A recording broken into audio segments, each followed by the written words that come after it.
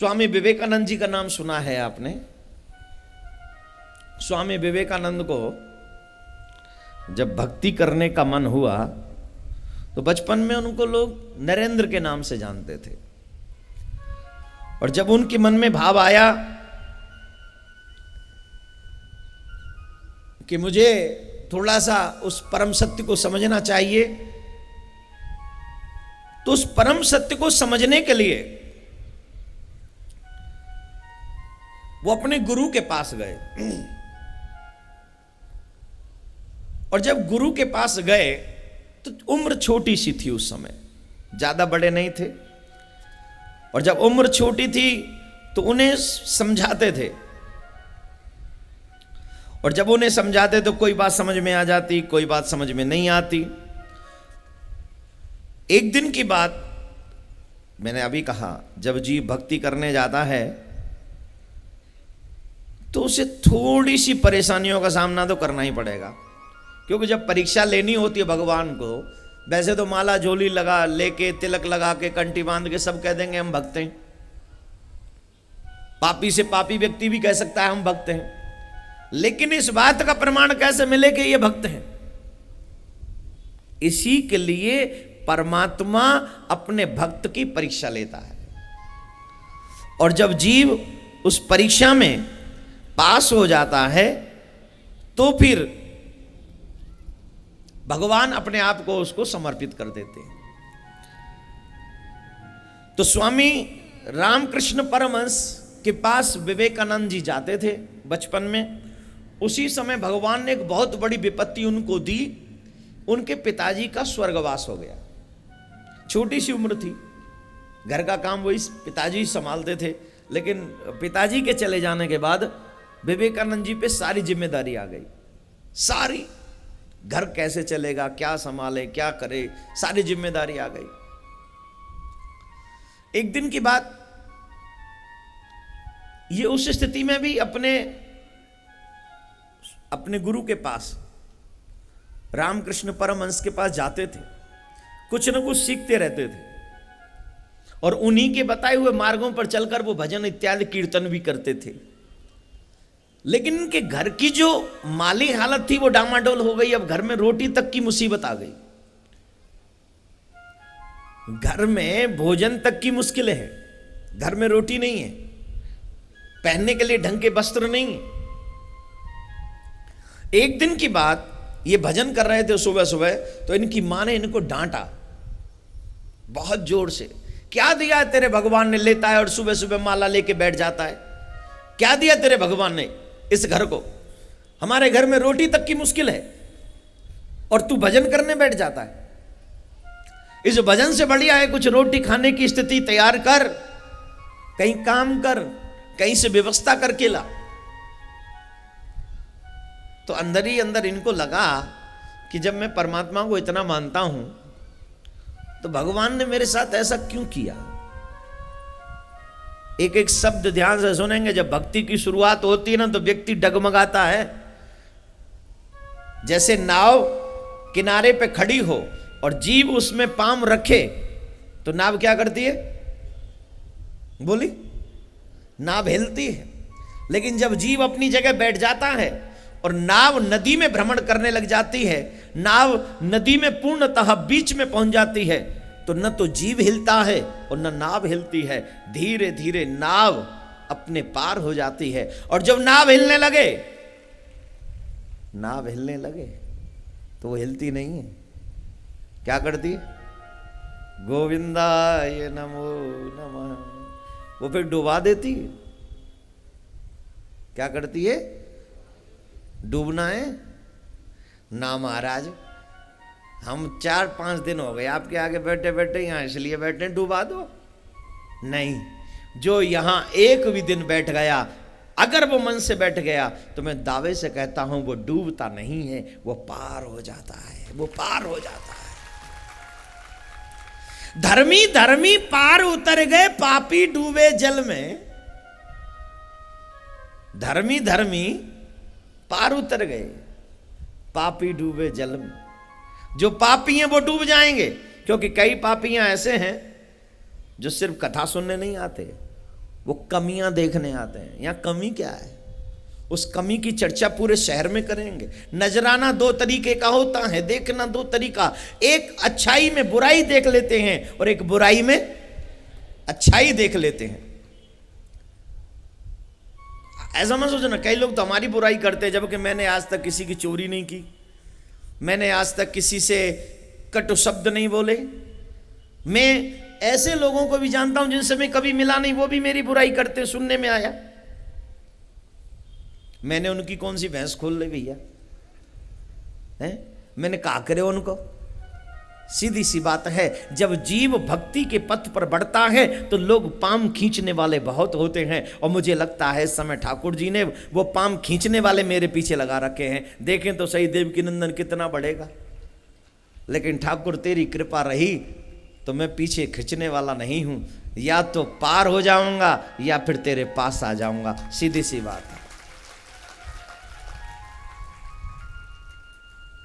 लेकिन अभी आज एक ऐसा अद्भुत सी बात मेरे जीवन में अभी आज हुई, मुझे लगा कि ये धर्म है कि अधर्म है।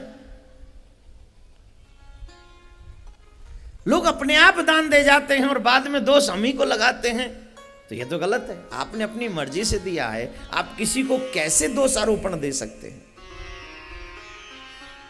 खैर छोड़ो, ये सब बातें अजीब हैं, इन बातों पे चर्चा नहीं। लेकिन भक्ति के पथ पे चलोगे तो आपकी बुराई भी होगी, आपकी खिंचाई भी होगी और आपकी परीक्षा भी होगी। भगवान आपकी परीक्षा करेगा, और हमें लगता है कि इस समय ठाकुर हमारी परीक्षा ले रहा है। मैं अपनी बात कर रहा हूं, इस समय हमारे गोविंद हमारी परीक्षा ले रहे हैं। तो ये गोविंद परीक्षा कितनी भी ले लेना, लेकिन हिम्मत देना कि उन परीक्षाओं में हम पास हो जाएं। ऐसी कृपा बनाए रखना हमारे ऊपर।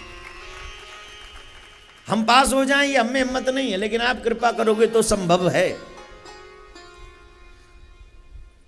तो उनकी माने का तू इतना भजन करता है, इसके बावजूद भी हमारे घर की ये दशा है।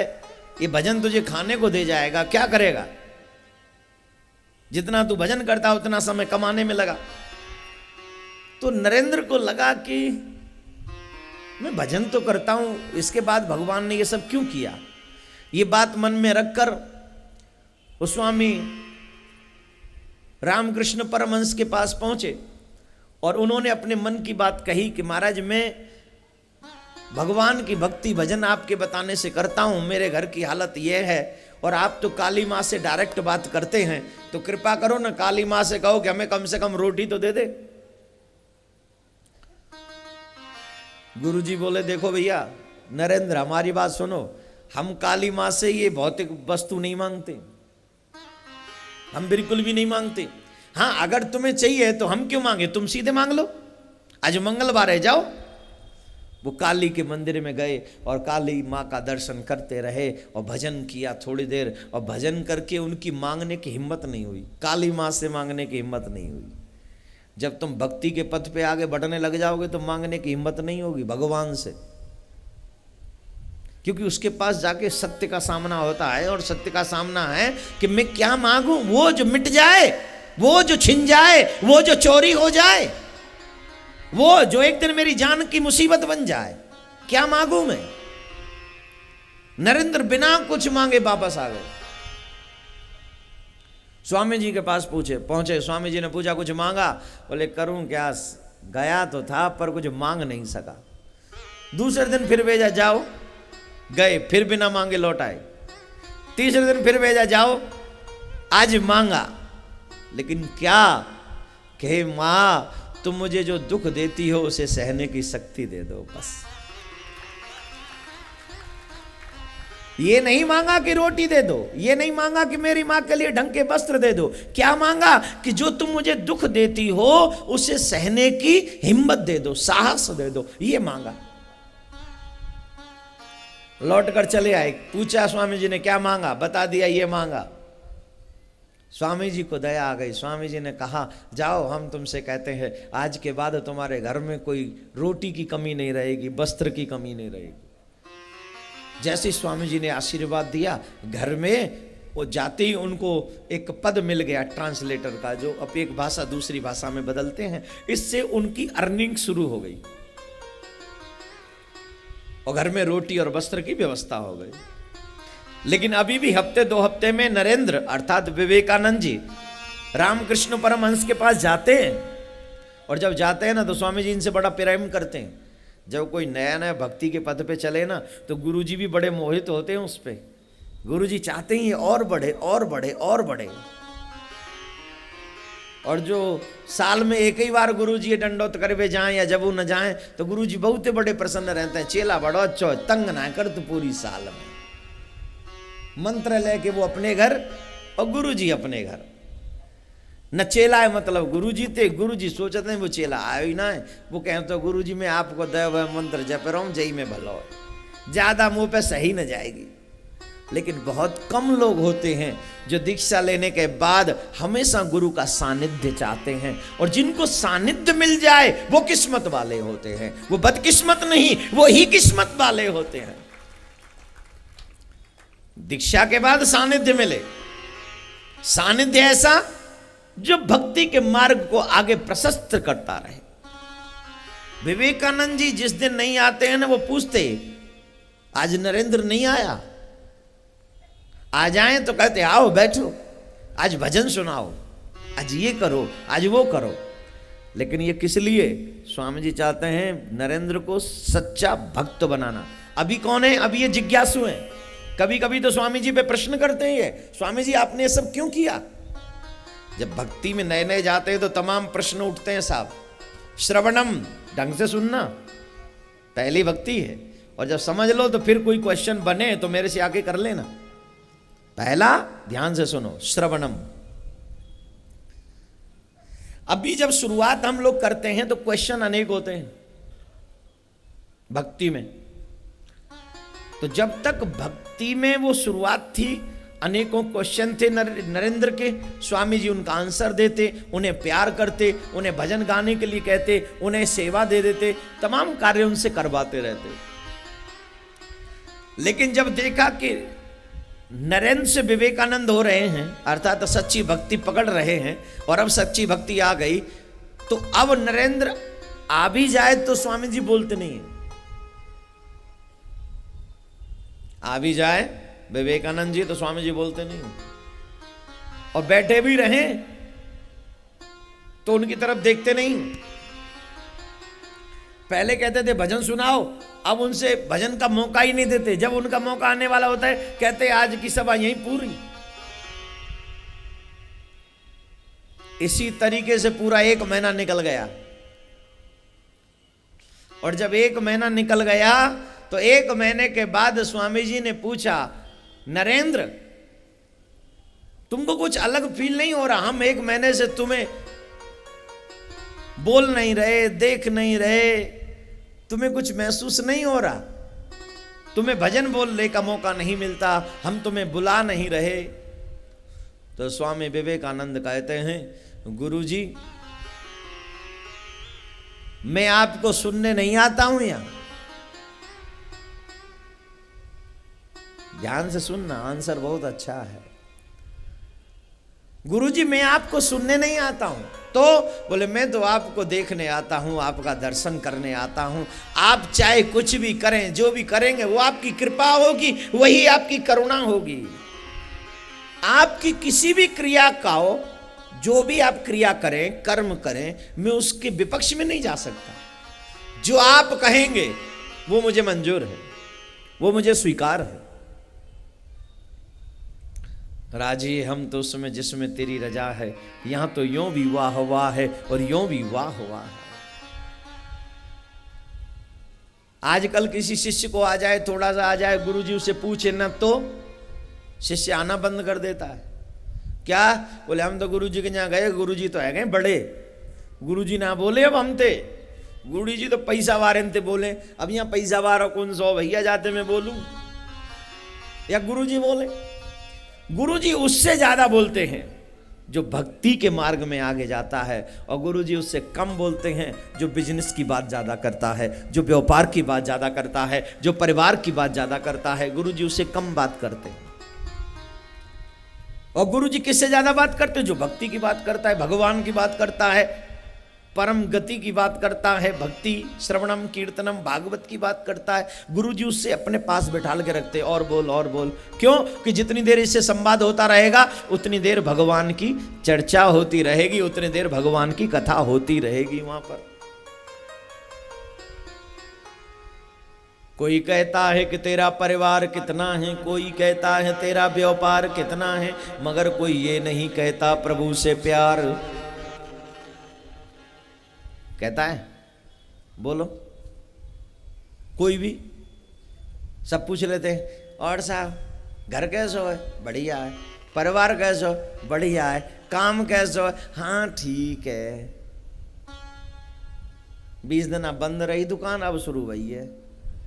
अच्छा हाँ चल लो है? बोले हाँ अब थोड़े लेट तक कर लेते हैं। चलो अच्छी बात। और लेकिन कोई ये नहीं कहता प्रभु से प्यार कितना है। और अगर कोई पूछ ले तो उससे फिर हमारा व्यवहार बंद हो जाता है। क्यों? बोले समय कहाँ मिलता है, तुम जानते तो गुरु जी धोता है कि जाए कि रात को आते हैं तो मरे ना जा तो हाँ तू का कुएं। भगवान जिसने तुझे काम दिया, जिसने तुझे परिवार दिया, जिसने तुझे मकान दिया, जिसने तुझे संसार दिया, जिसने तुझे जीवन दिया, तू कहता है उसी के लिए तेरे पास समय नहीं है, तो तेरे से बड़ा खुदगर्ज कौन है? तेरे से बड़ा मरीज कौन है? तेरे से बड़ा रोगी कौन है? तेरे से बड़ा पापिष्ट कौन है? भगवान के लिए समय नहीं। पहले भगवान के लिए समय निकालना सीखो, और जब जीवन में भगवान के लिए समय निकलता है तो फिर भगवान तेरे लिए समय निकालते हैं। जब भक्त जब भगवान के सामने नहीं जाता ना, सच्चा भक्त, तो भगवान को बेचैनी हो जाती है। नामदेव का नाम सुना है? सुनो है? 10 दिन हो गए नामदेव नहीं गए विट्ठल भगवान के मंदिर में। 11वें दिन विट्ठल भगवान चले आए नामदेव के घर। नामदेव तो पूछी क्यों ना आयो? 10 दिन आए गए मंदिर में, हूं आयो ना ही। बोले भगवान एक शंका ने मुझे आपके पास आने नहीं दिया।